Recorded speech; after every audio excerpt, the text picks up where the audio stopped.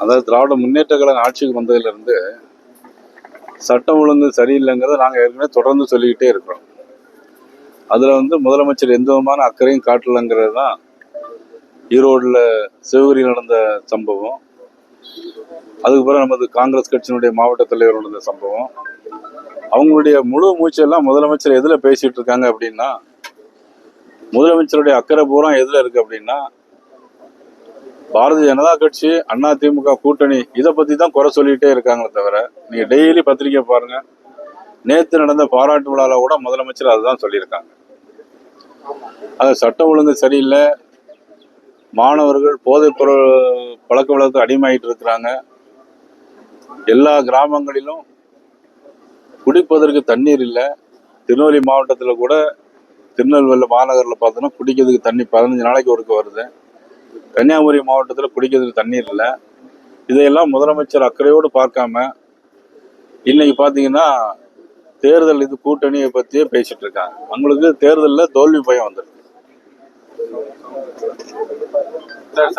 கணக்கெடுப்புக்கு எதிர்ப்பு தெரிவிச்சிருக்காங்க. புதிய தமிழகம் எதிர்ப்பு தெரிவிச்சிருக்கு. பிராமணர்கள்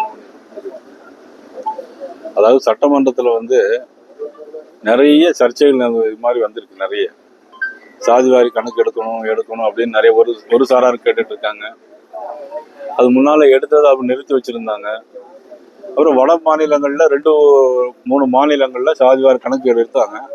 அது எடுத்த முறை சரியில்லைன்னு நீதிமன்றத்துக்கு போய் அது தடை உத்தரவு வாங்கி அது நிலுவையில் இருக்கு.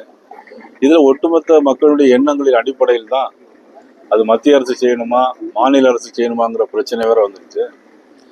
அதில் தான் ஒரு முடிவு எடுத்து இப்போ சாதிவாரி கணக்கு எடுக்கலாங்கிற ஒரு மத்திய அரசு ஒரு முடிவு எடுத்திருக்கிறாங்க. அங்கன்வாடி பணியாளர்களுக்கு வேலை நிறுத்தம் பண்ணிட்டு இருக்காங்க. ஆனா அந்த சரி அடுப்போம். செய்திகளை உடனுக்குடன் தெரிந்து கொள்ள கீழ்கண்ட கேபிள் மற்றும் டிடிஹெச் நெட்வொர்க்குகளில் எம்நாடு செய்தி தொலைக்காட்சியை காணுங்கள். பாதகம் செய்பவரை கண்டால் நாம் பயம் கொள்ளலாகாது பாப்பா. மோதி மிதித்துவிடு பாப்பா, அவர் முகத்தில் உமிழ்ந்துவிடு பாப்பா. அண்மை செய்திகளை உடனுக்குடன் தெரிந்து கொள்ள இணைந்திருங்கள் எம்நாடு தொலைக்காட்சியுடன்.